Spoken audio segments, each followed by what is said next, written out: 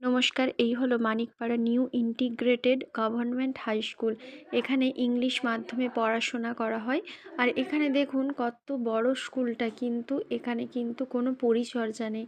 একটা গেট আছে কিন্তু প্রাচীর নেই, আর চারিদিকটা ঝোপে ঝাড়ে ভর্তি। আর সবচেয়ে খারাপ লাগে কি জানেন, এখানটা দেখুন স্কুলটা কত বড়, এটা যেহেতু ফাঁকা জায়গায় আছে, সব যে স্কুলের কাঁচগুলো আছে জানালার, সব কিন্তু যারা বদমাইশ লোক তারা কিন্তু ঢিল দিয়ে দিয়ে ভেঙে দিয়েছে। আমার এই স্কুলটা দেখলে ভীষণ খারাপ লাগে, কতটা জায়গা জুড়ে আর কত সুন্দর, কিন্তু এইভাবে মানুষেরা কেন ক্ষতি করে জানি না। দেখুন এই যে জানালাগুলো আমরা দেখতে পাচ্ছি ফাঁকা, তারপরে কিন্তু আমাদের মানিকপাড়া যে ওয়াটার ট্যাঙ্ক, চারিপাশে জল সাপ্লাই হয় সে রয়েছে, তো দেখুন জানলা কিন্তু প্রত্যেকটা ভাঙা।